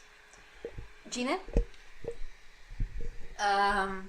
Okay, for me, one thing that I really don't like, and I think it's like a very minor thing, but there's this whole like new cast of background characters who are like supposed to be humans turned into objects, but I don't like that most of them are like so cartoony, especially like the boiler. The boiler has this huge, like almost like, it reminds me of something out of Cars. Because his eyes are huge and so cartoony, and they just don't look like they don't look like Lumiere and Cogsworth in spots. They don't look like natural. They just look like cartoons. The axe, the boiler, there's this like coat hanging thing also that has like eyes, and like you don't need to put eyes on everything. You know, the Sultan, which is like the dog that's turned into like seed or something. It doesn't have eyes, and you don't need eyes, because as long as the animation is good and as long as long as you can animate the object to kind of resemble like human or like living movements, then you don't need eyes, especially if they're objects, And I just thought that they kind of took me out of the quote unquote movie. Yeah, that's the thing I didn't like. I didn't like that the animation is so I don't like that the mouths don't match the dialogue. Yeah, Angelique wasted. Forte wasted. I think Five is like a cute addition, but he's not strong enough to be carry the film.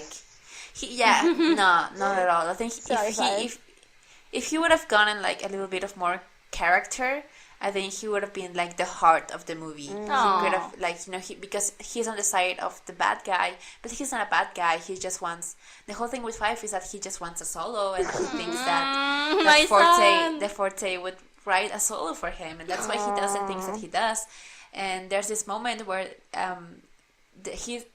I think this movie has like two climaxes, and the first one is like when Belle's in the forest and the ice in the frozen lake breaks, and she and Chip and they're kind of like drowning.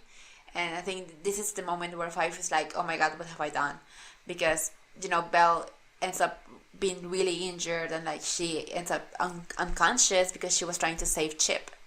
And I think this is where Five starts to feel like he's doing the wrong thing. So that was kind of cute. But yeah, Five is not strong enough to be the heart of the movie that I think the movie wanted it to be. And that scene where Lumiere and Cogsworth, where they start singing, I just completely, I want to erase that from my memory, because it's not like the worst thing, but it's just in a movie that's unnecessary. It's just another level of unnecessary. Imagine being unnecessary on an already unnecessary movie. Like, what even are you? Let me just go through my notes to see what other things Wow. I have. I'm thorough. Wow. I how wrote a lot. much did you write? Impressive. I was trying to stay awake, Okay. so like I wrote every single one of my thoughts that were kind of like funny or important. I just find it so funny that in the song of As Long as There's Christmas, Belle's talking about like the Christmas decorations, and she's like, they're gonna stay up until July, and like, Belle, that's just lazy. Like, take off your Christmas ornaments. Like Your cottage was small enough to be down in the day. yeah. Okay, I'm going through my notes. I don't think there's anything else that I want to add. Oh, did you know that Five is played by? Did you know that Five is played by Pee Wee Herman? That's Pee Wee cute. Herman. Yeah, That sounds familiar. I don't know who that is though. it's like I think like had a his show. real name is like another thing. I think it's Ruben something. Really? I hadn't looked it up, but he's an actor, and his most famous character was Pee Wee Herman. And he had like this kids show, and he was very popular. Like, I never watched that, but I think It's an American thing. It's an American thing, yeah. If you look him up, I think you're gonna recognize him if you look up Pee Wee Herman. Let's see Pee Wee Herman. But continue. His name is where is he? Paul Rubens. Paul Rubens. Yeah. Also, did you know that Angela He Lansbury looks like and Mr. Bean. kinda a little bit. Did you know that Angela Lansbury and Bernadette Peters were working in this movie together, and they were also working at the same time in the movie called Anesthesia? Oh, you're. So that's something that this movie and Anesthesia have in common. Like, they were recording kind of at the same time, and they both have Angela Lansbury and Bernadette Peters. That's interesting. But I do think that Anastasia kind of has a better role for Bernadette. So yeah. And for Angela. Well, she's she's not a big Anastasia's part of grandmother. She's. I think she's not better a- as Mrs. Potts. but definitely Yes. Bernadette has a better character in Anastasia. I love her in Anastasia. Yeah, well, also I find it very funny that at the end of the movie, when they're back in like present times or whatever, and Adam gives Belle a box, Aw. a present box, and inside there's a rose. A rose. And like, why couldn't you just give her the rose? Why did you have to put the rose in that box? Because it's dramatic. It's I Adam. I It's guess. Adam. Adam. What else? I had this thought and I completely blacked out because Okay. I was thinking about Adam. I remember you said, why is it a flashback? And I remember when I watched it, well, maybe I do have memories of this as a kid. Okay. Ooh. When I watched this, my favorite part was the beginning and the end because... 'Cause No, it I think ended? the end... No, I'm done. No! I'm done. I like the end because I could see Belle and Adam being together as humans for at least like 30 seconds or a minute or so. So I like that. And maybe that's why they wanted it to be a midquel, but at the same time, like after the original movie, because they wanted to show a little bit of Adam, but not that much. I don't know.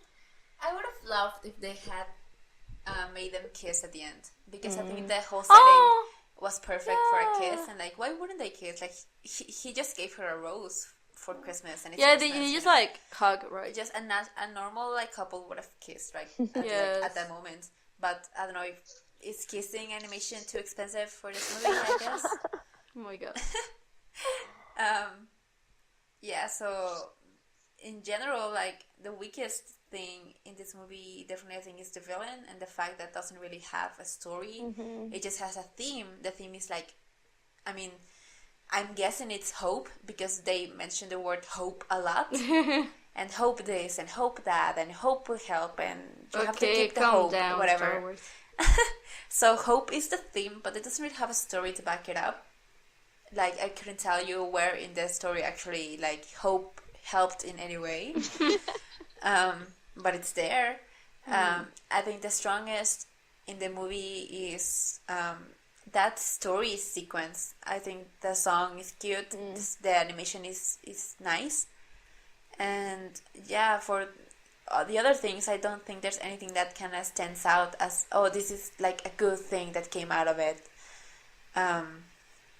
Yeah, no, because not even like the relationship between Belle and the Beast is like shown in depth. Because as you said,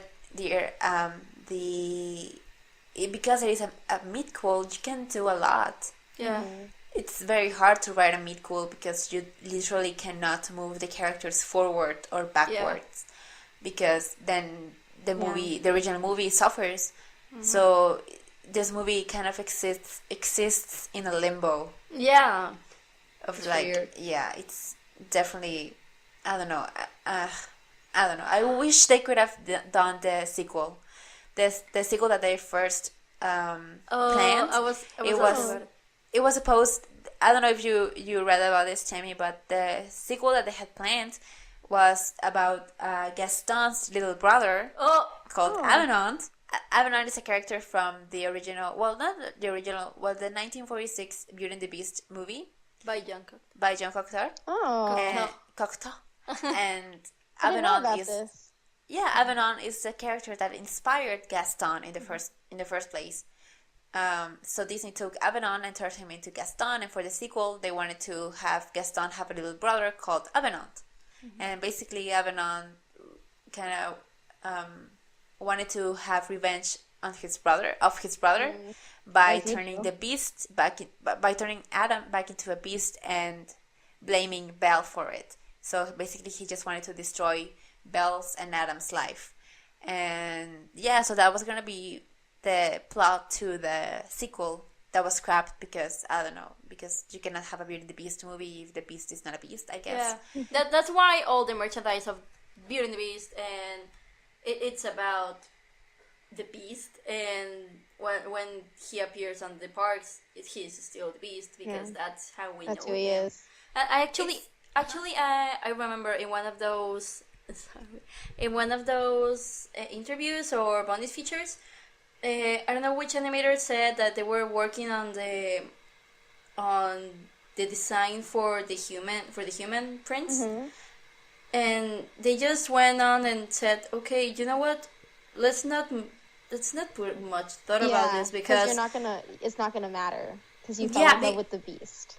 yes, because the people actually will not remember that much about him, and they will know him as the beast. And no matter how we create his looks when he's a human, he will still be the beast for most of the people. Exactly. So yeah, I think they also said that they didn't give him a human name. Like they got to the part of animating when Belle calls out to him, and they were like, he doesn't have a name. She just says beast. that's part of what they said before, because it really didn't matter. I think Adam was his official name, but after that, and I don't think it's totally official yet. Yeah. I don't think there's like a piece of merchandise that says like Prince Adam. I think there is. I think I heard it wasn't. Somewhere like Prince Adam, and like, oh, nice, Prince Adam, like we all know that's his name, but we don't see it anymore. We don't. Like maybe that's not his name, and it was like, who is Sarah? My name is Richard or something. My name is Richard. Oh my god, poor Richard. Oh my god. And this actually, I found a parallel with Tangled. Because this actually happens to Flynn as well, because his real name is Eugene Fitzherbert, and he's still called Flynn most of the time. Oh, yeah. And also, Rapunzel, spoilers alert for Tangled, but at the end of the movie, she loses all her golden hair. She ends the movie with short brown hair, but the merchandise doesn't care about that. No, of course not. You still sell. Every piece of merchandise of Tangled is with Rapunzel being blonde and having blonde hair. And even in the Tangled animated series, they found a way to bring the hair back. It actually it's the plot of the series. Yeah, it is the plot of the series. And yeah, so, I just found that interesting. Yeah. That sometimes even the canon gets disregarded in some cases. Yeah. So, yeah, you guys have any more thoughts on the best and the worst of this movie? Okay, so we can say if it's a downgrade or an upgrade, I say... I wanted to ask, what's your favorite song? My favorite song? Yeah. I don't have any. I think the one you said, the one you talked about, I think the story song. You don't even remember it, so, like, I don't know, man. Maybe, like, A Christmas Carol, that... Because that was already a song, because that's already a song. I think, Tami, I know your answer. What's your favorite song? Do you still want me to answer? Yeah. Oh, okay. Well, my favorite song is Stories, for all the reasons I've said before. Mm-hmm. Mine is as well. And my least favorite song is the song that I don't even know its name, but it's the Coxsworth and Lumiere song. Yeah, me too. Yeah, that wasn't very good. It's the worst scene, the worst song. It's completely pointless in an ocean of pointlessness. So yeah, let's go to, how do you guys think, like, is it a downgrade or is it like an upgrade from the original? Well, for me it's a downgrade, of course. I mean, it's really difficult to go high with the original being so good, so it's definitely a downgrade. Like we said, it's harmless, it's there, but yeah, not much about it. How about you, Tams? Yeah, I agree. Definitely a downgrade. Yeah, I don't know if I would show it to my kids because, like, there's better stuff out there. Like, you don't really need to show this to them unless they really, really ask for it. I'm not gonna, like, say no. But, yeah, it's a downgrade.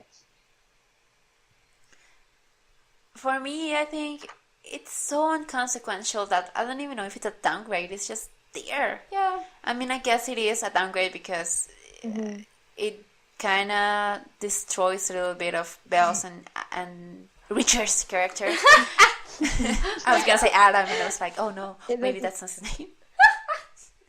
They kind of like, I mean, they destroy them, but they build them back up. And that's the thing with Mikos, like, you cannot really do anything with your characters. So I would say it's a downgrade because it's just lacking everything that the original had. The story, the elegance, as Andy said, the music, the characters, the just outright cinematic moments that the original has, and there's none in this one. So yeah, I think it's a downgrade on quality. So it kind of taints a little bit of Beauty and the Beast's reputation, but not that much because, as I said, it's like really inconsequential. So yeah, it's not even like a thing. Yeah. In my head. Whatever. I'm probably gonna forget about this movie like in a year or two. I'm gonna be like, oh yeah, But I watched that. Richard. I always remember Richard. Whenever I watch The Beauty and the Beast now, I'm gonna be like, oh hi Richard. Oh, hi Richard. Who's Adam? I don't know her. My uncle's name is actually Richard, and this is hilarious. Oh my god. Oh my god, we're gonna be We're gonna have some Disney like Secret Service knocking on our doors like you cannot disclose it, you cannot. Oh no, they care. Not Richard again. Stop it. The world mustn't know. Richard. Okay, oh, this is a train wreck. Okay, ratings, guys, ratings. What rating can you give this movie? Thames? Come back to me. Okay, Andy, do you have one? I think I will give this one a. I don't have an answer. Okay, I have one. Okay, Do there it. you go. Okay, the official Christmas special of the Disney canon. Wow. Oh, And wow. Okay. Christmas special automatically means that it's bad. Oh, that's not true. It is. Well, Gina, you cannot. You just you don't have a say on this. I'm You don't have a say sorry. on this. Okay. Do you have one, Andy? I think this one is as inconsequential as the song with Cogsworth and Lumiere. Oh my gosh. Oh. I give it a Cogsworth and Lumiere song place. Yeah. Okay. I'm gonna give this one. As long as it stays away from me, it's fine. Well, there was a reach. Yeah, I'm sorry. But I I got it. was on my game last week You with were. the 40 thieves out of 40. We need to start writing these down beforehand. I was inspired. Yeah. You're right. I was inspired last week, but now I'm just like I don't even have enough inspiration or motivation to find like a real like clever rating. So as long as it stays away from me, then that's fine. Yeah, it exists. I guess if I saw it as a kid, I would have liked it, but I not saw it as a an kid adult. and I didn't love it. But I guess it would at least have this nostalgic Yeah. elements. Yeah. But it doesn't, so I don't care. Okay. Okay. So what's next? Closing thoughts? Well, we kind of already gave those. Yeah. Like it's just not to repeat ourselves. It's a non-consequential movie. You're not missing anything. The time that you spend watching it's time that you could spend watching the original and just watch the original instead. It maybe instead of we just save you the time to watch this movie. Just listen to this podcast and you're fine. I think this podcast is already like longer than the actual movie. Actually, and your time is gonna be much better spent here than there. Yeah. Trust us. Trust us on this. I'm playing. And if you really want to watch a sequel, just go watch King of Thieves or Rescuers Down Under. Those are actual decent ones. But yeah, this one's totally the one that you can skip. Don't need it. If you've never watched it, don't watch it. Mm-hmm. If you have seen it, don't watch it again. Well, maybe on Christmas time, if it's on TV, I will watch But it there's again. so many other things. Like, I'm not a fan of Christmas specials, but you can watch the Santa Claus. You can watch the Santa Claus Mickey is really Mouse Christmas Carol, or any of the Mickey Mouse. You can watch the Christmas Barbie movies. Christmas Carol. Why? That It's exists? actually- It's good. It's actually good. I didn't know that was a thing. I don't think I knew that was a thing. It's actually kind of good. But you can watch the Nutcracker, and that kind of counts as a Oh, Christmas that is the best Christmas movie ever. Yeah, the Yeah. Barbie one. That's very cute. Yeah. That one I do watch on Christmas. That's cute. Oh, that's cute. You know, there are so many other things you can watch on Christmas. You don't need this. Christmas comes once a year. You should spend your time like good Wisely. on Christmas. Like Wisely. yeah, definitely with your family and not watching the Enchanted Christmas. The Enchanted Christmas. This is the. Okay, so that's it. So yeah, I think that's basically it for Beauty and the Beast: The Enchanted Christmas. I'm so glad that it's over. I'm glad that we got through it. I was so worried Got started. because like I was so worried that we weren't gonna find anything to say about it because it's just Oh, we so have plenty like to say.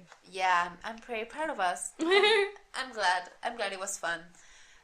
You know, sometimes it's King of Thieves and you have a lot of good things to say, and then sometimes it's The Enchanted Christmas and you just can't stop. And if we stay here like one more hour, we can still like pick this apart even more. But it's yeah. too much, I think. No, I think that's enough. I think you got the gist of it. So yeah, I think that's gonna be it for today. And next week the category continues because we have another Beauty and the Beast sequel. What's his name? God.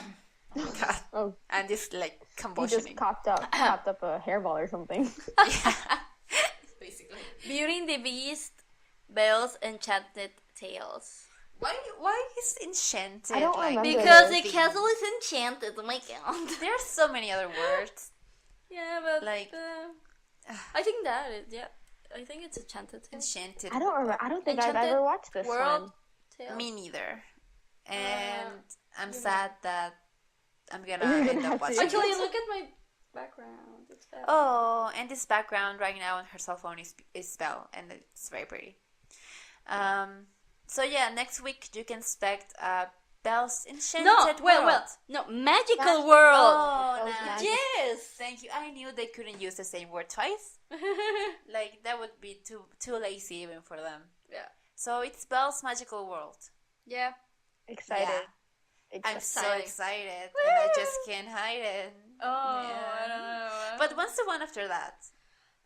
I don't know. We will. Oh my I god. think, if I'm not wrong, the one after that is The Lion King 2.